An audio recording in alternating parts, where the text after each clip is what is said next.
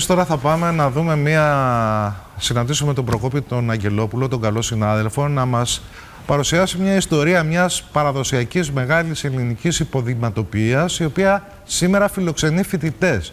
Και μάλιστα όχι μόνο Έλληνες, φοιτητές από γειτονικές χώρες. Προκόπη, καλημέρα σε όλες και όλους εκεί. Είμαστε εδώ στο εργοστάσιο της εταιρείας Φιδάς και όπως βλέπετε εδώ στην παραγωγή, στην καρδιά της παραγωγής των υποδημάτων, σήμερα βρίσκονται φοιτητές από το πρόγραμμα Εράσμους από το Πανεπιστήμιο της Κρήτης, το Πολυτεχνείο της Κρήτης και είναι ένα πρόγραμμα το οποίο παράλληλα οργανώνει και η δημιουργική σκέψη ανάπτυξης.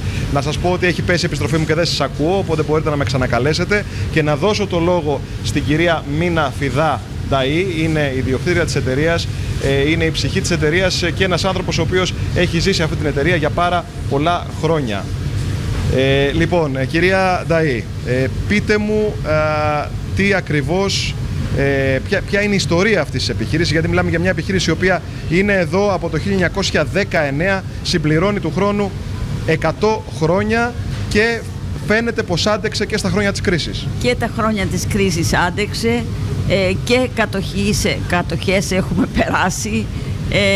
Από το 1919 ο παππούς Γιάννης Φιδάς στην Καλαμάτα είχε φέρει τα μηχανήματα και από τότε ξεκίνησε η ιστορία της εταιρείας Φιδάς. Εμείς τώρα προσπαθούμε, είμαστε τόσο αισιόδοξοι που κάναμε επένδυση και κάναμε τα εγγένεια εν μέσω κρίσης το 10, κάναμε τα εγγένεια της εταιρείας και βλέπετε αυτό το θηρίο που φτιάξαμε εδώ, και ενώ φτιάχναμε στο παλιό εργοστάσιο 5.000 ζευγάρια τη βάρδια, εδώ μπορεί να παράξει 8.000 τη βάρδια. Φυσικά τώρα λόγω κρίσης παράγουμε 2.000. Ευελπιστούμε λοιπόν ότι σύντομα θα μπορέσουμε να παράξουμε αυτά που μπορεί να παράξει αυτό το εργοστάσιο.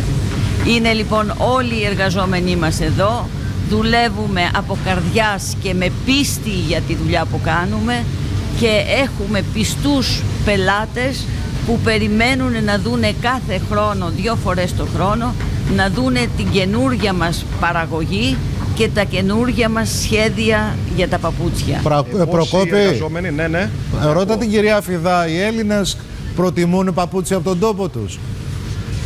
Προτιμούν οι Έλληνες παπούτσια από τον τόπο τους? Ρωτάει ο Χρήστος Παγώνης. Τουλάχιστον τα boxer τα προτιμούν. Τα θέλουν γιατί είναι γνωστά πολλά χρόνια πια και τα ξέρουν από τους μπαμπάδες τους, από τους παππούδες τους, και τα ξέρουν τώρα και τα παιδιά και το θέλουν. Και τα κορίτσια, γιατί από κάποια εποχή και μετά κάναμε και το γυναικείο που είναι το ίδιο αξιόπιστο όσο είναι και το ανδρικό. Βλέπουμε λοιπόν ότι υπάρχουν παιδιά, νέα παιδιά που ενδιαφέρονται για την παραγωγή του παπουτσιού. Όπως είπαμε, είναι εδώ παιδιά από προγράμματα Εράσμους από Ρουμανία, Κροατία και Ελλάδα. Και θα ήθελα αυτό να σας ρωτήσω, μέλλον υπάρχει? Γιατί από ό,τι ξέρω είναι 4η γενιά της εταιρείας, της φίρμας Φιδάς, που ασχολείται με το παπούτσι στις μέρες μας, αλλά πρέπει να υπάρξει και συνέχεια, γιατί η Ελλάδα έχει μια παράδοση και αυτό δεν το γνωρίζουν πάρα πολύ στην Ευρώπη. Σίγουρα, και γι' αυτό είμαι χαρούμενη σήμερα που ήρθανε τα παιδιά και θέλουν να μάθουν και θέλουν να προχωρήσουν, γιατί το μέλλον της Ελλάδας είναι οι νέοι της. Αν δεν προχωρήσουν, δεν είναι δυνατόν να μαθευτεί στην Ευρώπη το πόσο καλό προϊόν κάνουμε.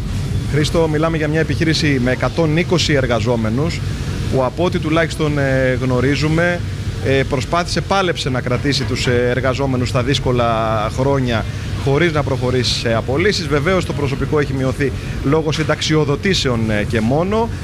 Ωστόσο, νομίζω ότι ατενίζεται το μέλλον με μεγαλύτερη αισιοδοξία πλέον. Ελπίζω ότι αυτό που ζήσαμε μέχρι τώρα δεν θα ξαναέρθει πια τόσο σκληρό όσο ήταν μέχρι τώρα. Αυτό το ελπίζουμε και η χαρά μας ήταν μεγάλη όταν ήρθαν τα νέα παιδιά για να προχωρήσουν. Αυτό ακριβώς, Προκόπη, ήθελα να ρωτήσω με την κυρία Φιδά. Είναι σημαντικό οι νέοι άνθρωποι να μαθαίνουν και να τρέχουν τη δουλειά τους. Γιατί χωρίς δουλειά και χωρίς μεράκι, αυτή την φοβερή λέξη την ελληνική που σημαίνει μεράκι, αν δεν έχεις μεράκι δεν μπορείς να φτιάξεις πολύ σωστά. προϊόντα. Τι είπε στα Χρήστο, παιδιά κάτι η κυρία ρωτούσες, ναι. Φιδά, Προκόπη, στα παιδιά, στους φοιτητές που είναι από τις άλλες χώρες, ναι, τι είπε, ναι. τι τους τόνισε? Τι είπατε στα παιδιά, ρωτάει ο Χρήστος Παγώνης, που τα συναντήσατε εδώ? Στα παιδιά είπα ότι το παπούτσι μας, το παπούτσι γενικά, είναι ερωτικό προϊόν, γιατί μας αγγίζει και πρέπει να ξέρετε να φτιάχνετε το σωστό προϊόν για να το αγαπάει ο κόσμος και να το θέλει. Αυτό είναι πολύ σημαντικό, αλλά πρέπει να έχετε και φαντασία, οράματα. Χωρίς οράματα δεν προχωράει η ζωή μας. Είναι όμως και μια περίοδος που κάποια πράγματα ευτελίζονται. Έχουν περάσει στη μαζική παραγωγή, το φτηνό κυριαρχεί στην αγορά, με χαμηλοποιωτικά. Μπροστά σε αυτόν τον ανταγωνισμό, τι απάντηση μπορεί να δώσει μια εταιρεία σαν τη δική σας? Εμείς έχουμε δίπλα μας 2-3 τέτοιες κατασκευές που λέτε εσείς ευτελισμένες. Και όμως οι άνθρωποι δεν πάνε εκεί, έρχονται περισσότερο σε εμάς και λιγότερο εκεί. Βέβαια από ανάγκη θα πάνε να πάρουν αυτό που είναι φτηνό. Αλλά όταν θα δούνε ότι σε μια εβδομάδα δεν θα έχουν στα πόδια τους προϊόν, θα ξαναγυρίσουν σε εμάς και ξαναγυρίζουν. Παπούτσι από τον τόπο σου λοιπόν, Χρήστο, από τον τόπο μας. Πραγματικά. Ευχαριστούμε πάρα πολύ. Ευχαριστούμε. Ήθελα να ρωτήσω την κυρία Φιδά, γιατί έχουν τόσο έντονο το λόγο του Καζαντζάκη στην εταιρική τους παρουσίαση στο site? Δεν σε άκουσα, μπορείς να επαναλάβεις την ερώτηση? Είδαμε πολλές ρίσεις του Νίκου Καζαντζάκη στον εταιρικό λόγο της εταιρείας. Μάλιστα. Πολλές ρίσεις του Νίκου Καζαντζάκη στον εταιρικό λόγο της εταιρείας, είδε ο Χρήστος Παγώνης, μπαίνοντας στην ιστοσελίδα της επιχείρησης. Είναι. Ο Καζαντζάκης για μας είναι του Καζαντζάκη ο λόγος είναι, έχει ευθύνη και αν κάτι δεν πετύχει εσύ θα φταίς.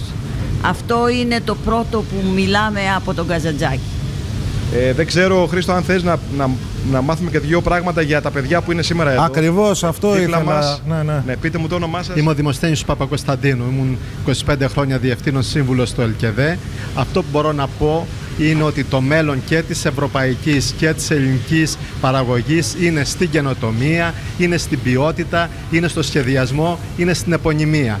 Αυτά η εταιρεία Φιδάς τα κάνει και είναι πρεσβευτής του ελληνικού υποδήματος σε όλο τον κόσμο και η κυρία Μίνα Φιδά, πρέσβυρα της ελληνικής υποδηματοποιίας. Τα παιδιά αυτά είναι παιδιά που ασχολούνται με το αντικείμενο ή ενδιαφέρονται για το αντικείμενο? Τα παιδιά αυτά είναι φοιτητές τελειόφοιτοι 3 πολυτεχνείων της Κρήτης, του Ιασσίου και του Ζάγκρεπ και ασχολούνται με νέες τεχνολογίες. Και αυτό που κάνουμε είναι συνδέουμε την έρευνα, την εκπαίδευση με την παραγωγή. Ήδη πολλά από αυτά πλέον θέλουν να μπουν στο υπόδημα. Μάλιστα. Πολύ ωραία. Πολύ ενδιαφέρον. Ευχαριστούμε πάρα πολύ. Να στείλουμε χαιρετισμούς στην κυρία Φιδά, σε όλους τους ανθρώπους εκεί, στα νέα παιδιά που πήγαν να γνωρίσουν από κοντά μια ελληνική επιχείρηση, μια ελληνική βιομηχανία, και να ευχαριστήσουμε και σένα, Προκόπη, για το πολύ καλό θέμα που ετοίμασες. Ευχαριστούμε πολύ.